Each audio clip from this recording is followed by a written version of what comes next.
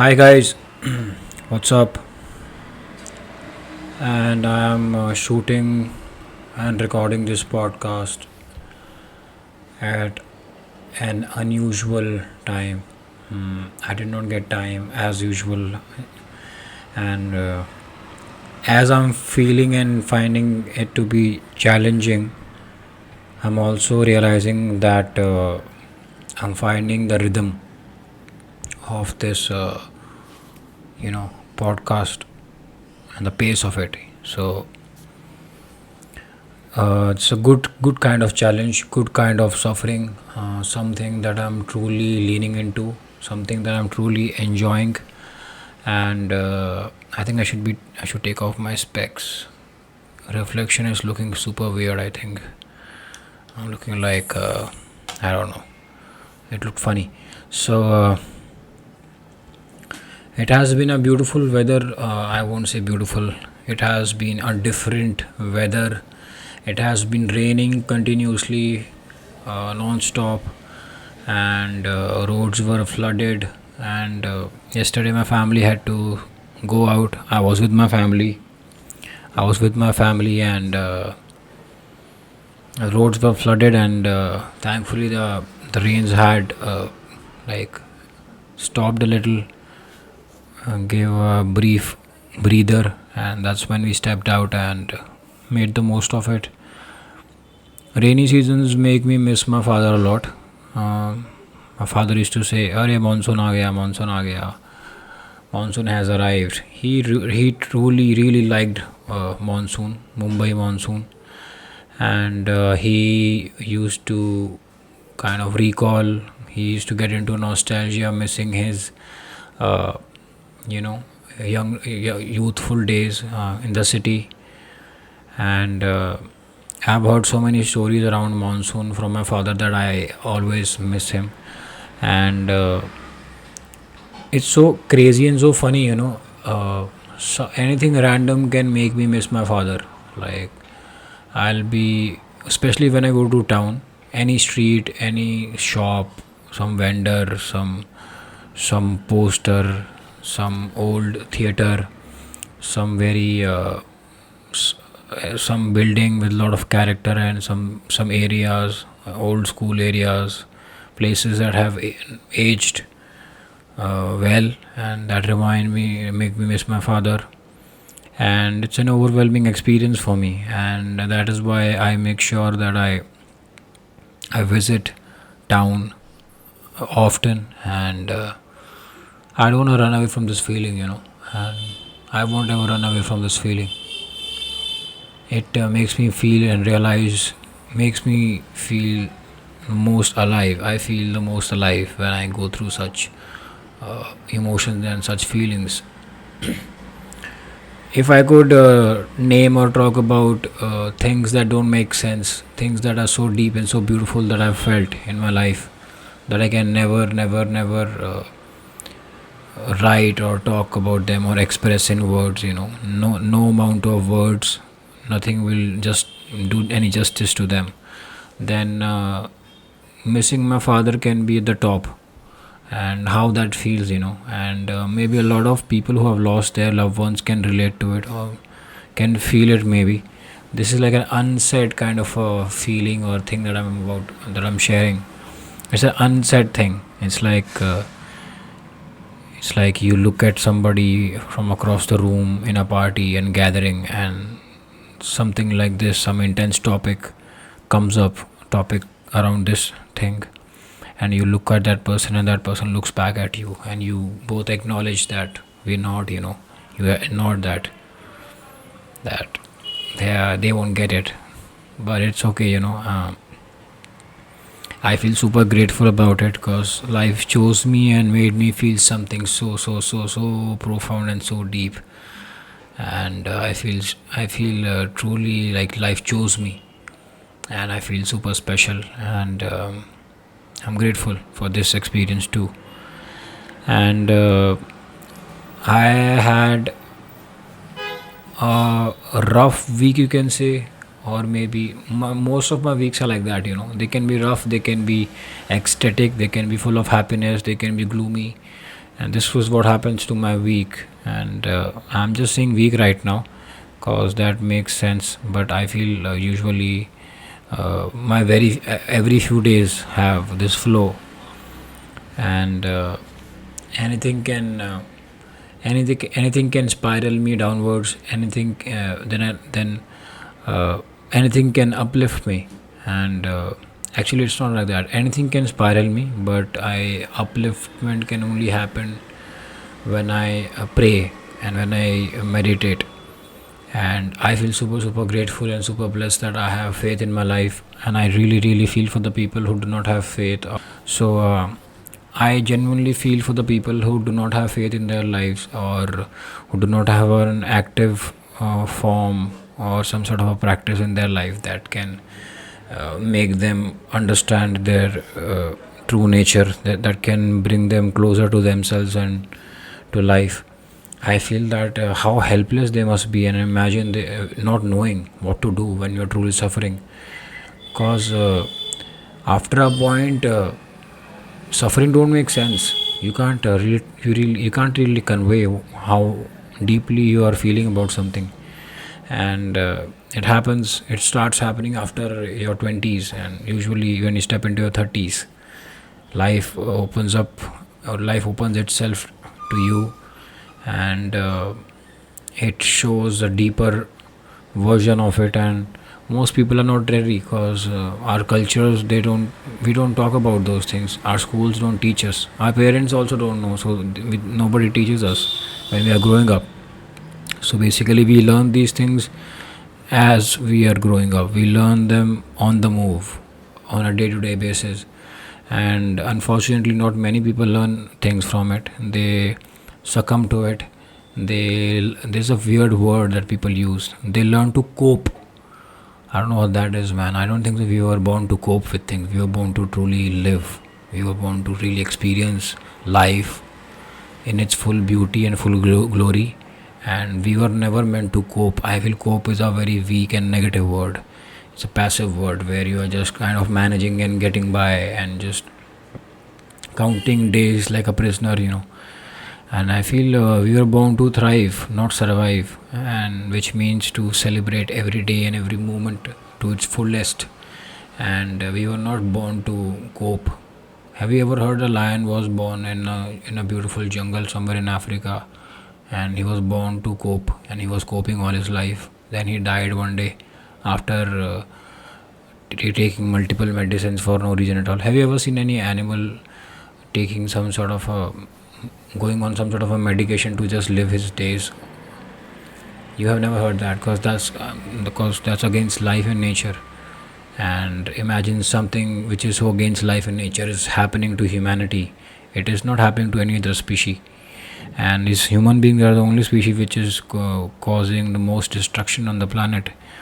With all the most of the species have gone extinct. A lot of species have gone extinct because of human beings. And so if you ask me which is the scariest and the weirdest and the most dangerous creature on the planet earth, I would say it's a human being. And if you ask me which creature can be a threat to life or to planet earth, then I'll say only and only one creature, that is a human being. And then you ask me which creature has the power to fix this situation and to actually uplift and to add a lot of value and to make and to expand and what do you call it, and to magnify and the benefits of the nature and the law. Which creature has the ability to kind of make the most of it? I'll say again human beings have that capacity and power. So when I say human beings can destroy the planet, I that means human beings have the power to actually build worlds and to add so much value, to create value, to take care of things. We can be caretakers. We can protect this, and we can also help the nature sustain itself in the best way possible. And I would say the only help we can offer to this almost already perfect existence is to not interfere, is to let it do its job, is to not come in between.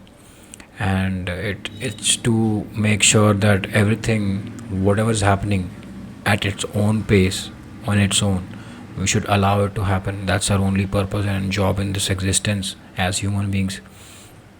All gurus, all practices, all form of faith, all religion talk about fundamentally just this: allow life to happen to you, allow life to do what it's doing without even doing anything.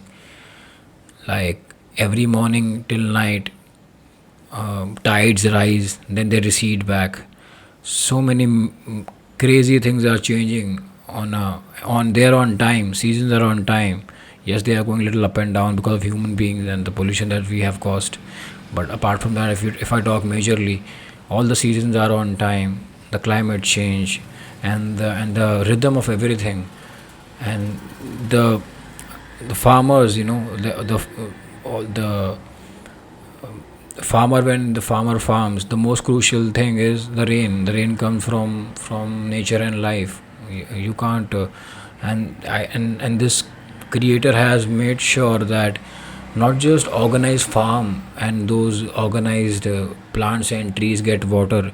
It is, what about the plants and trees which are in deep forest and in deep jungle?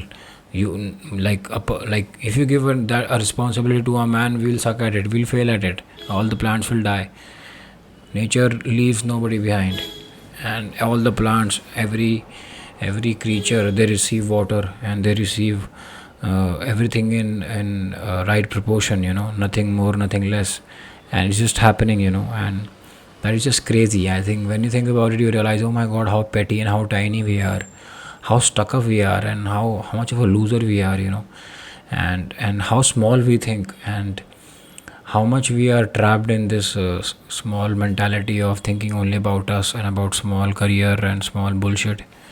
Yes, these things are important, man. I always mention these things in my almost every podcast. But these things are not the end goal. That's not the end goal. End goal is to find our rhythm and our true nature. That's the end goal. To find our true humanity. That's why we were born. We were not born to be a part of some company that was created by another human being, and we were not born to just be have a job in that big company and basically be a cog in a wheel and just show up every day. No wonder people are suffering because of depression and anxiety, because we are constantly doing something which is against our true nature. We are constantly going against life, and life is our true nature, and that is heartbreaking, man. And it is so normal that there are people who are getting paid insane amount of money. They are called psychiatrists and shrink. They are getting paid an insane amount of money because they know they won't ever go out of work, because the society works in a way that we won't ever be in a society, sorry, where everybody is living a mindful life, and everybody is awakened to their true nature. Everybody is happy from within, everybody is wise and content, everybody is living in rhythm with life. We won't ever, the society won't ever be reach that place. And and that is where all these this big industry comes into the picture, the psychiatrist and all these people. I'm not speaking against them, there's nothing wrong with them, nor am I belittling anybody. Just a second.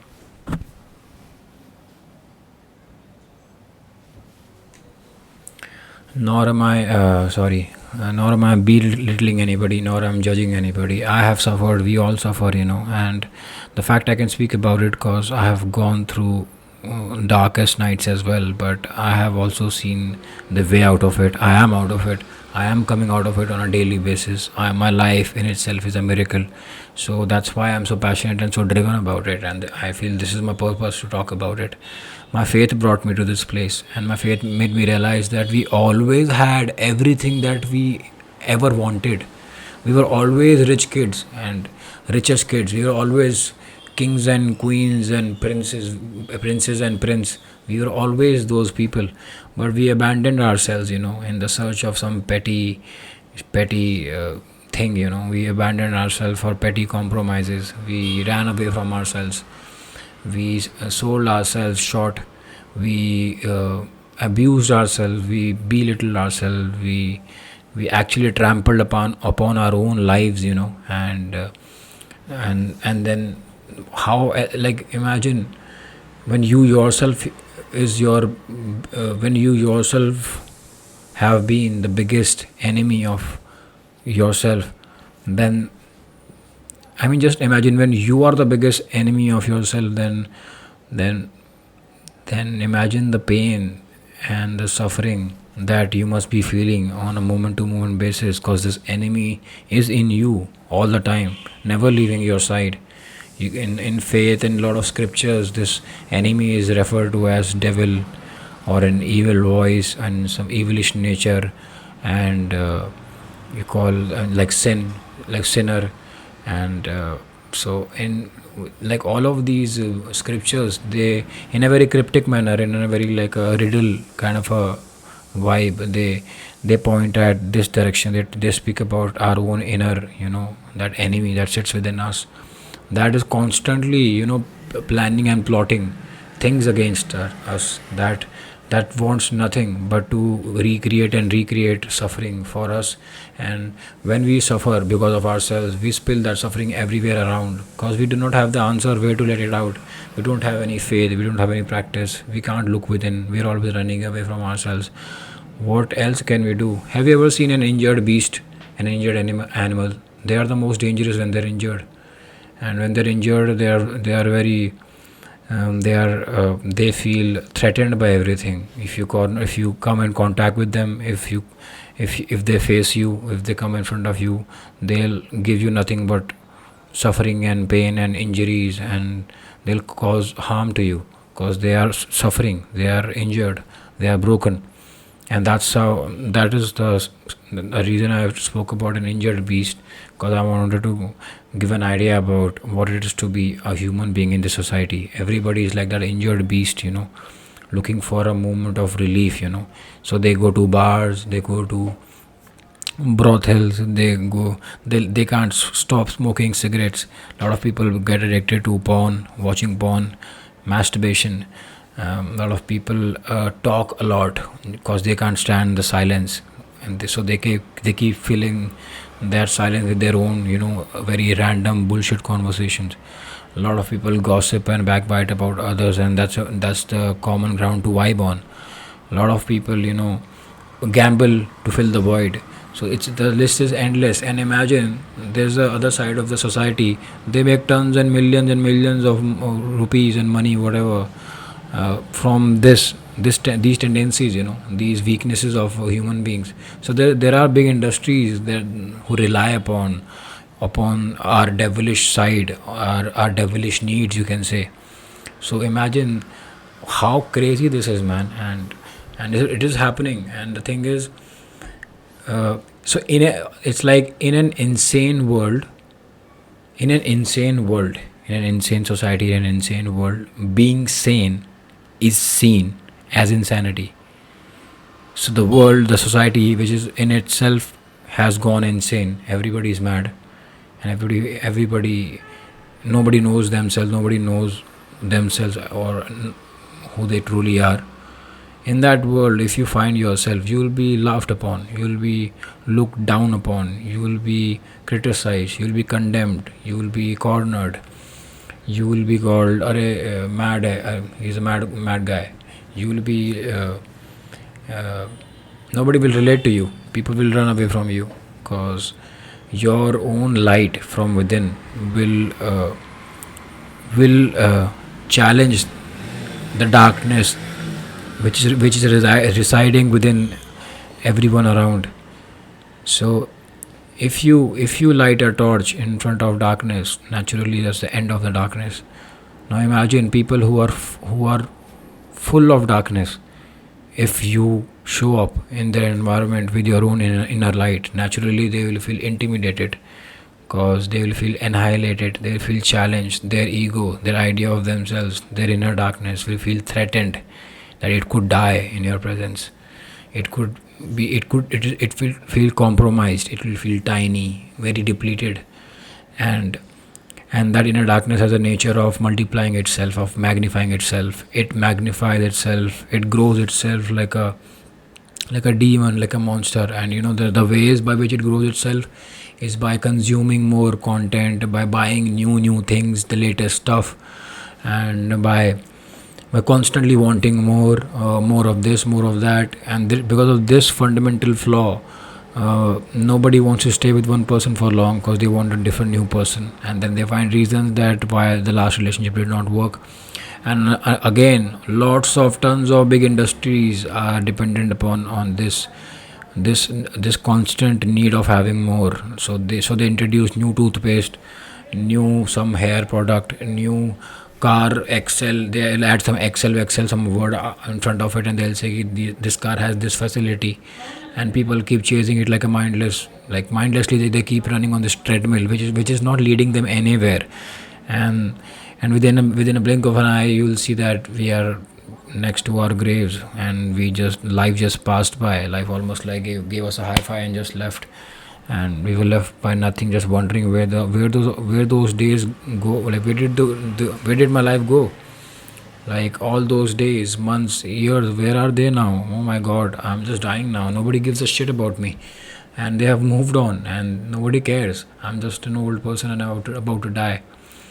So imagine, man, this is life. And I'm sorry if this is too intense for any one of you, but I'm sorry to not. I'm sorry for not really being sorry, because this is what moves me, man. I love talking about these things because I feel it and I've seen it.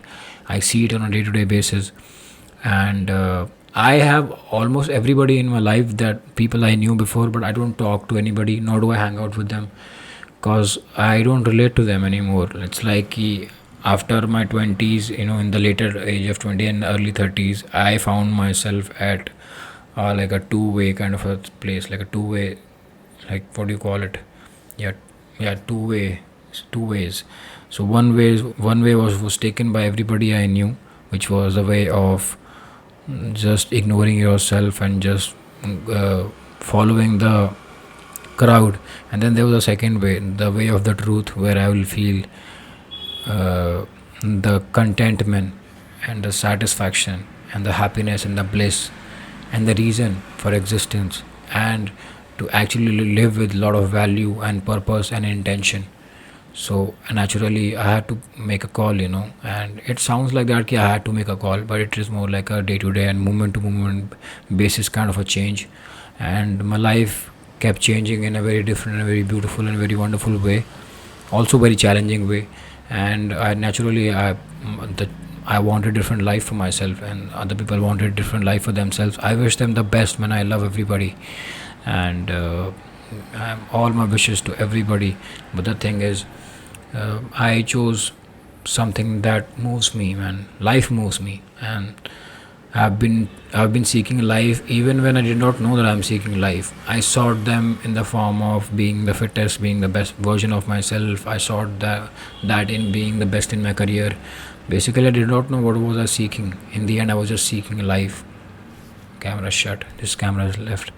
In the end, I was just seeking life, that truth, that eternal contentment, that place to come back to myself. And I found that via my faith. And now life is like an explosion of possibilities every moment, man. And I can't express how this feels. Definitely, I have my lows, man. I'm a human being. I'm not really boasting about anything. I suffer more than I feel elated and ecstatic. But I know one thing for sure, that my happiness is not dependent upon anything or anybody. You can create the worst environment, and I can still find happiness in my heart. I have a home to go back to in my heart. I have a place to fall back to. So I'm not scared to lose people, nor am I scared for no, nor am I scared for somebody taking something away from me. I'm not scared for people not offering me a job or threatening me with anything. I'm not even scared to actually die. And that I experienced this change during my dad's cancer, and when I saw him also passing away. And then the entire process of, in our culture, they say that sun has to touch everything. The process of cremation, I saw the entire thing. My beautiful father turning into nothing, just ashes. And not even my father, just a story that I tell myself, but it's a beautiful story that I would love to keep close to myself till my last breath. But it is what it is, guys, and only this camera is on, and I'm going to just wrap it up. Love you all. Take care. Beautiful podcast. Loving this journey. Thank you for supporting me, and I'll keep getting better. And I'm super inspired. You guys, please. This is everything is for you. You move me. You inspire me. Please take care of yourself. Stay true to yourself. Don't shy away from making mistakes, and when you make a mistake, don't beat yourself up. When you screw up things, just be quick to move on. Don't begrudge your life. Life is wonderful and beautiful. Redetermine every moment. If you have fallen back, okay, cool, I'll pick myself again, I'll do better, whatever you are going after. And this life is a beautiful journey, and we all are born winners. We must win in all spheres of our life. Let's strike that balance, be best with our family, be best to our partners, be best in our jobs, in our careers, and be best to the people and the strangers that we bump into on a day-to-day basis. And how do you be best? Not by pleasing them, not by putting a smile on your face. You be best to them by being best to yourself, which means being an OG version, which means being the authentic you. So just being you is all this world needs. One authentic human being, the world is saved. So being best means not like attaining or being extra. Being best means just being you. So find who you truly are. On this note, I'm going to end this podcast. Love and peace to each one of you. Thank you. Bye.